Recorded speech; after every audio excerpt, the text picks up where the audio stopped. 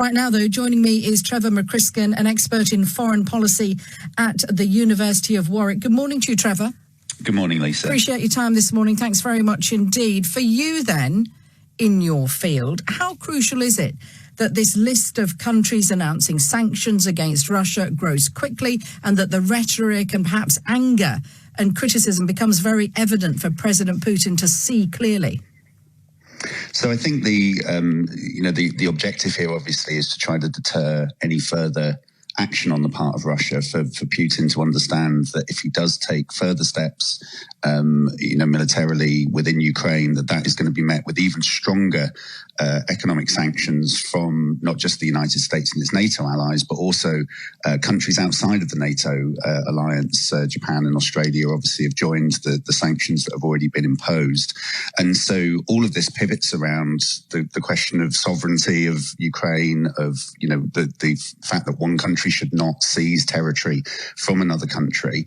So the United States and its allies are trying to make as strong a stand as they can, but also without getting drawn into the fighting itself. Once, if Russia does go further, the United States and NATO allies, including the UK, have all said that they are not under any circumstances going to be sending troops into Ukraine itself to fight against Russia.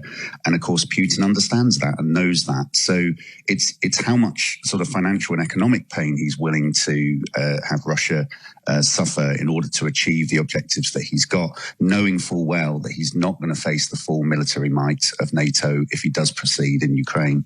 Let's talk about sanctions then. There's been some criticism indeed towards the UK and US governments when, they announced it came down to really, didn't it, a handful of banks and a couple of oligarchs. Could the UK and indeed US have gone much further? And also, what do you think the impact will be on the Kremlin? How will they view the halting of Nord Stream 2, for example? Well, they could have gone further at this stage, but I think the important balance that they're trying to strike is between punishing Russia for actions that have been taken and deterring further action. And what we've seen so far from Russia in Ukraine is relatively limited.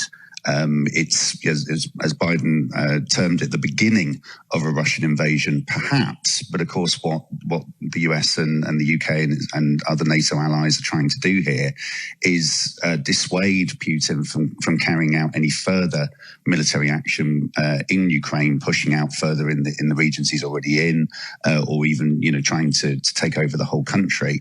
And to do so, you can't impose everything that you've got on your list of possible sanctions right at the outset. We've already seen two sort of levels of this from the US just in that first 48 hours.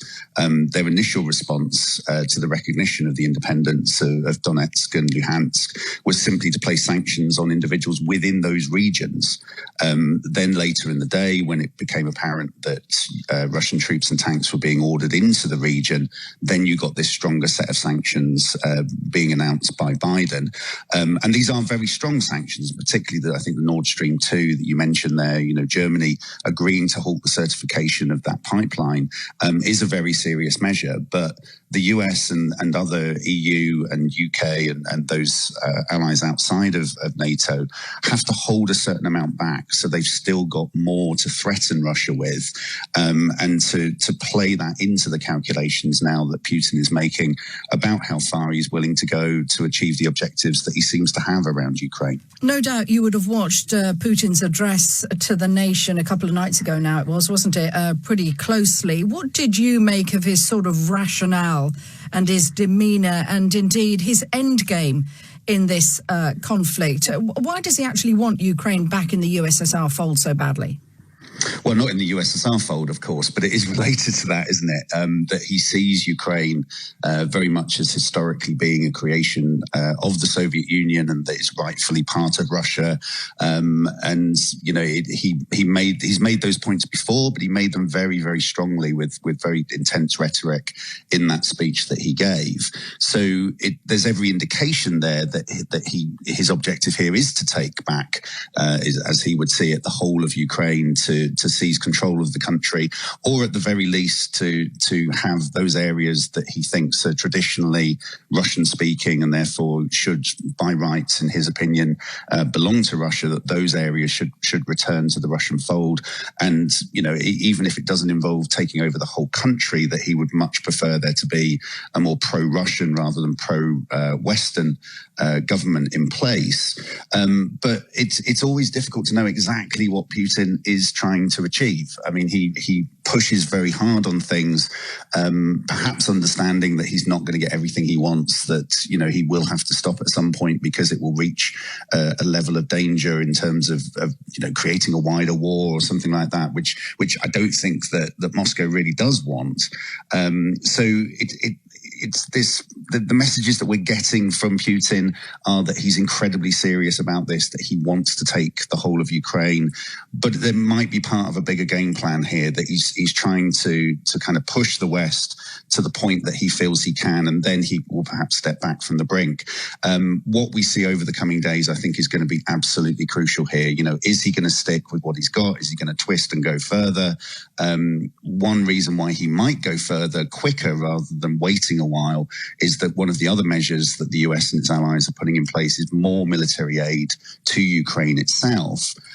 Obviously, if that aid starts to arrive, then Ukraine has more capabilities of defending itself. That makes the next steps for Putin, if he wants to take them, much harder. So I think if we are going to have more military action within Ukraine from Russia, it's probably likely to come sooner rather than later. Trevor McCrisken, appreciate your time this morning. Thank you. Really good to speak with you, an expert there in foreign policy at the University of Warwick, Trevor McCrisken.